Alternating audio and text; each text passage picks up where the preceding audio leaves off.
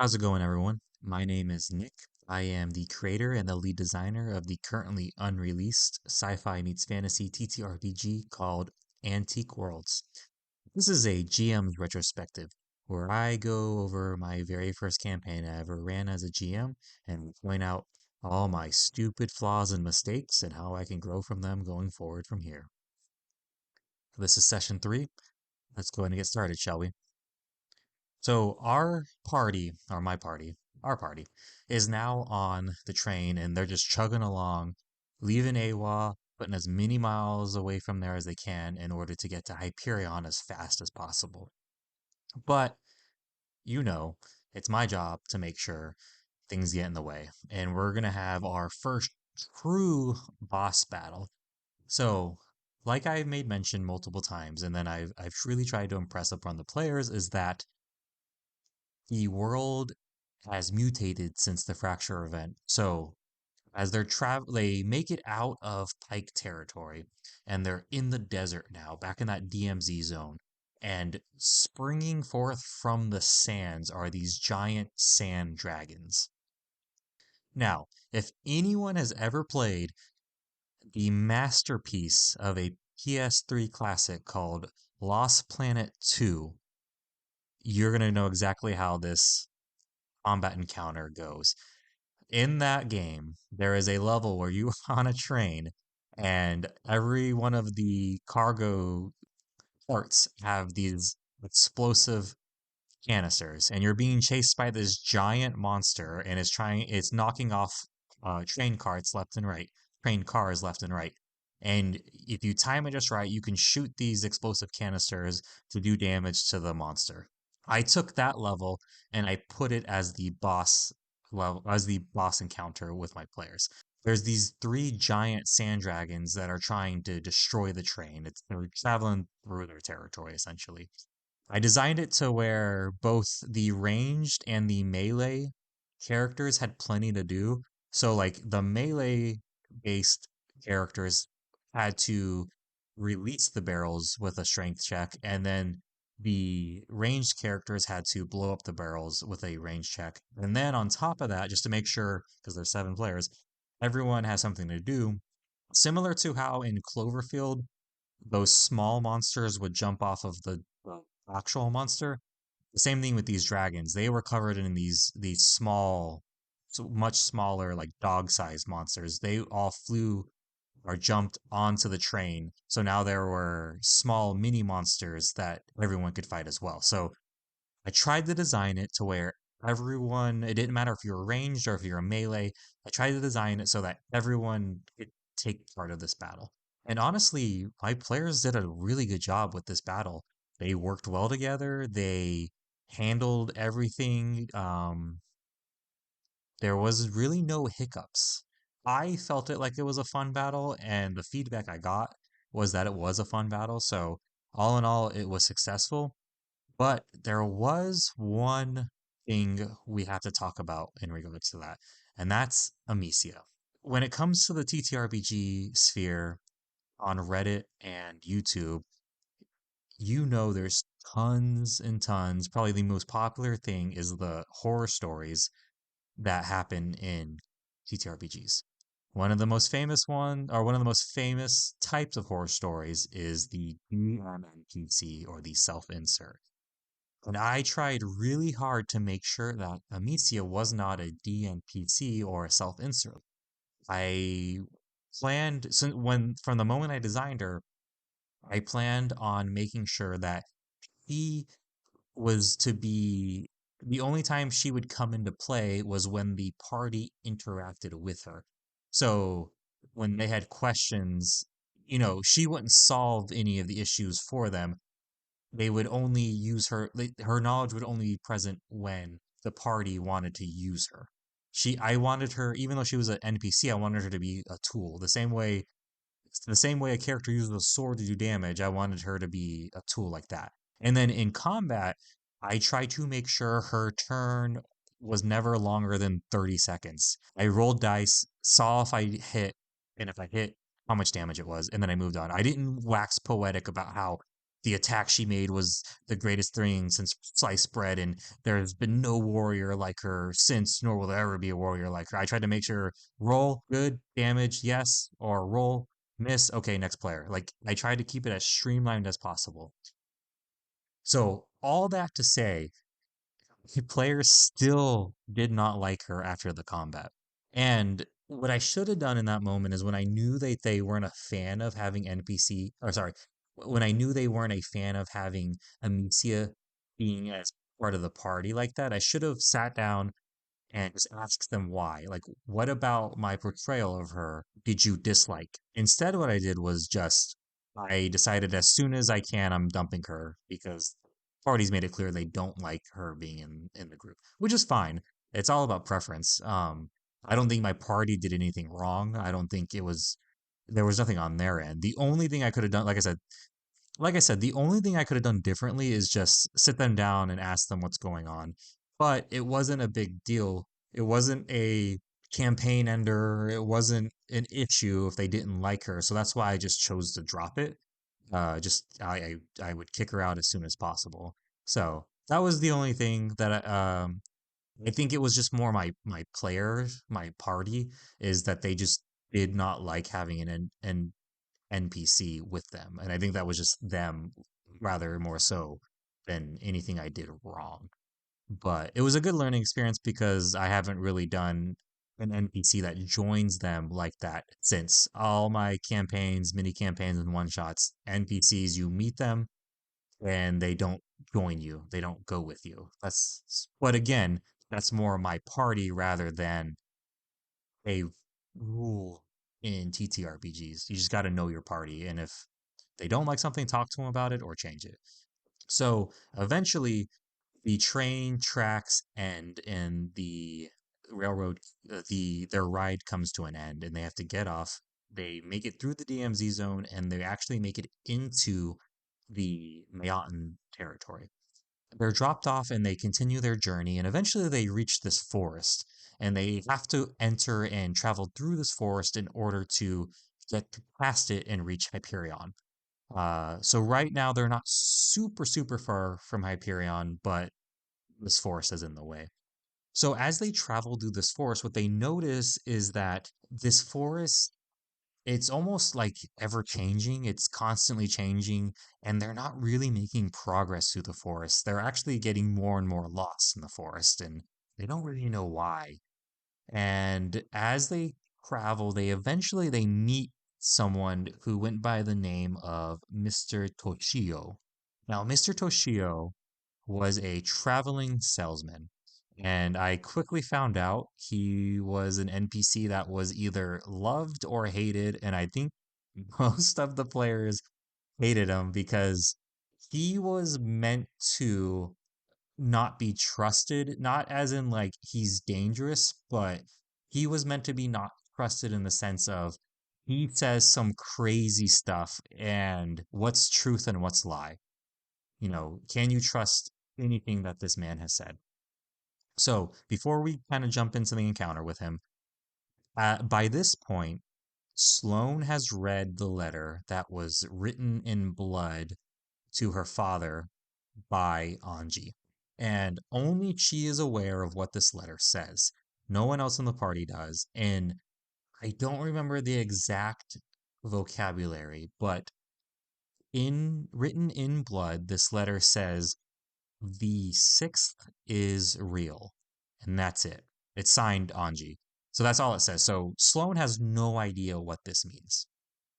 Now, cut back to their encounter with Mr. Tashio. He's a traveling salesman and he has stuff they can buy, like, medical, like med packs. One thing he was really pitching them was essentially they were, I called them in game power rings. What they what they were, I don't, is there a better way to say that? These power rings were rings that a player could put on and it would basically increase the damage output.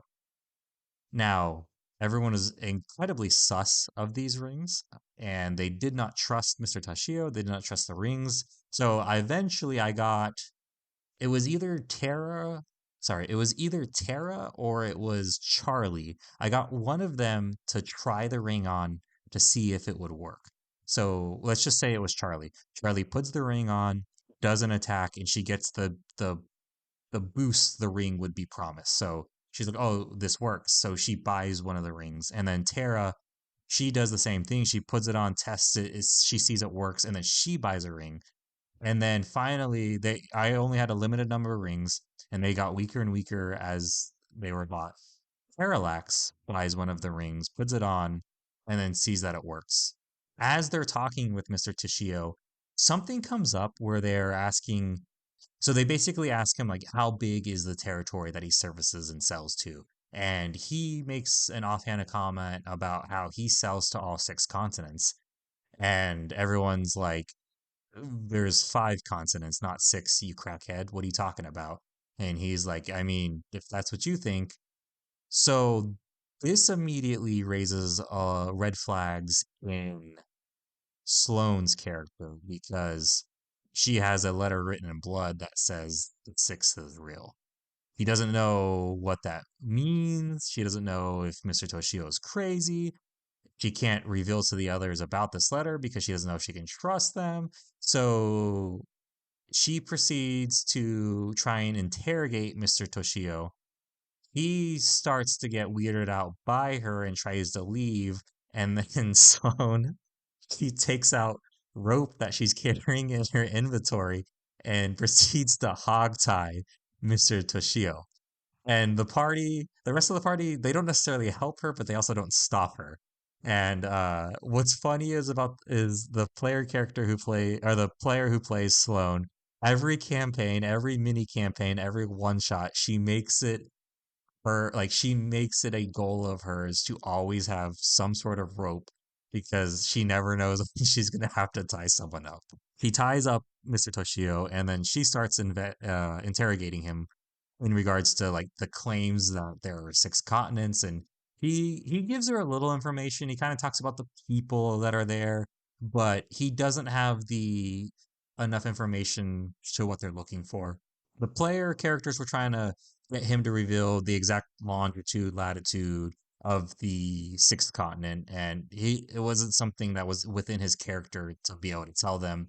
He was just in his own crack-fueled brain was confirming that there was a sixth continent, but and I did this on purpose. I played him in a way where it's like you can't trust anything he says because I also didn't I wanted that information to come from a very untrustworthy source and then for it to get revealed later on that there is we'll get there, but whatever.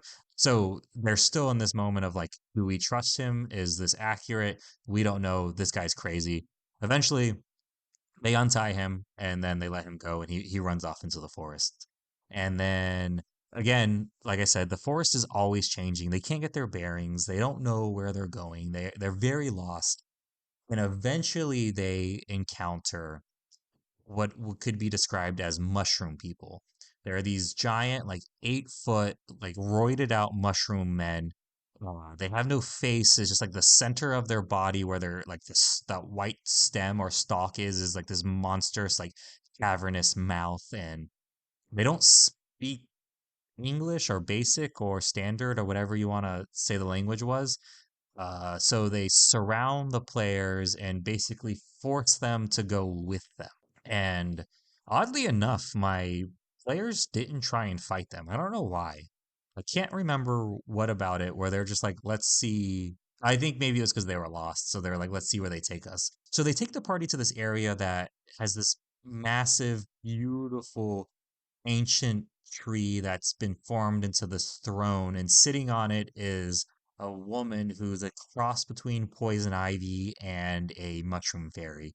And she is the forest mother, the forest mommy, if you will. And this is her forest that belongs to her. These mushroom people are her people. And she basically, a conversation ensues. She explains to them up ahead on the river, there's this Mayotan refinery. And it's whatever it's doing, whether it's building things or anything like that, it's dumping chemicals into the river that is killing her forest and her people. So she strikes up a deal with Birdie, and the deal is basically she says, "Hey, you're there's only three ways for you to get out of my forest. First way is in a body bag, dead, but at that point I'll just use you as fertilizer. The second way is if you kill me and all my people. I don't recommend that.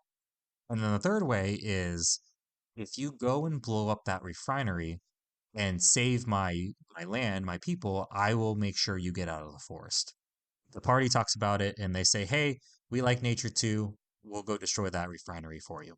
And she says, "Cool, thanks." And they make their way to the refinery and they come across it and it's this big three-story refinery and you could clear it's like plain as day.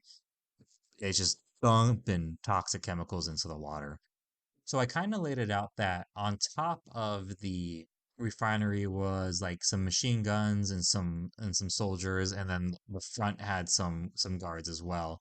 And the party proceeded to get into like a 30-minute, not an argument as in they were yelling at each other, but basically a 30-minute argument where half the group wanted to climb the refinery and break in from the top and also take out the machine guns because it will make escaping easier. Because they're like, if we do what we're supposed to do and then we escape, there's just going to be machine guns and they're going to shoot us in the back. And then the other half is like, no, let's go in through the front door because there's less guards there. So there's like a literal 30-minute discussion about what way is better. So I make two mistakes here. My first mistake is I let that go on for 30 minutes. Honestly, I had no preference in which way they went in. It didn't really matter. And I could have done a lot more to help save 30 minutes of time. That discussion should have been 5 minutes at the longest. I didn't do anything. I was afraid to take away player agency. I should have just not stepped in and made the decision for them, but I could have started a timer, a clock where guards were going to find them if they didn't do anything. I could have had guards move to leave an entrance open. I could have done a lot more to save a ton of time. So instead, they choose to make the worst decision possible. And this is where mistake number two comes in, which is they split the party and I let them do that. So now they split the party. Half of them go to the front door and half of them climb the roof. Well, because I'm this genius GM that thinks of everything, the people who climbed the roof had nothing to do after they killed the guards, right? Because one, I was very bad at my time management. Oh God, as I'm now that I'm reliving this moment, so I let the God, this is so embarrassing. I let the players who wanted to go in through the roof go first. And they climbed the roof and then they had the combat where they took out all the guards and the machine guns and everything. And it was enough time where I was like, okay, let's switch over to the other party and give them their time. And they went in, killed their guards super fast. It was so fast to where it was like I didn't feel comfortable now switching back over to the other party because it wouldn't have been like it wouldn't time wise it wouldn't have been fair. So then I let them go in and very pretty easily pass all their checks and they just full speed ahead just blitz the factory and because I'm an idiot, I ignored the party that was sitting on the roof outside and they got to do nothing the entire encounter other than their one little bit of combat. So the second party goes through, they get through everything, and then they make it to like the main boss's office and they interrogate him and he's a bad guy, so he doesn't really he's not gonna do what they want. So out of like pure rashness, Parallax just cuts his head off and kills him. And then they set charges and then they leave. Oh no, they didn't set charges. They found like the control panels and they start sabotaging everything so the place is going to blow up and they run out and then the party on the roof sees them that they're running out and they're like what the heck and then they're like hey we did it all and then they're like okay so they jump down and they follow them into the forest and then there's a big explosion as the factory blows up or the not the factory the refinery blows up and I let the other group sit for so long doing nothing like Uh, Thinking back on it, I literally have like I feel so embarrassed that I did that to them. They probably sat there for like close to half an hour not doing anything, watching the other group get to do everything. And whew, man, oh man, that's rough. So yeah, I learned right then and there why they say never split the party. I do think in some cases it's okay to split the party. It really just depends. But yeah, 99% of the time you shouldn't split the party. And if you do split the party, you need to be on top of the time of you need to be on top of how much time goes between each party getting a turn because it's so unfair and it's so boring to the players who don't get to do anything. I can remember like ugh, I hate myself for not doing it in the moment, but I can literally remember looking at some of the players and just seeing how bored they were, and I still did nothing about it. It's just oh man, dumb, dumb, dumb, dumb, dumb. But yeah, so they destroy the factory, and there's no more chemicals being dumped into the water. So the forest lets them leave. They're no longer circling back on themselves. They are able to leave the forest and get out, and then they enter some of the plains and they realize that they're just a few days, probably like 5 or 6 days away from making it to Hyperion. So they're pretty sure by the end of next session that they'll be at Hyperion. And that's where the session ended. And again, the big thing that I learned in this session was do not split the party. And if you are in a position where you must split the party, then you need to do a phenomenal job of making sure the time shared between the two parties is as fair as possible. So yeah, I don't know. Give me your feedback. Have you ever made a DNPC accidentally that your players hated? Or have you ever split the party and it went so poorly for one side you regret it forever? Let me know. But yeah, so as always, thank you so much for listening, and I will see you in the next one.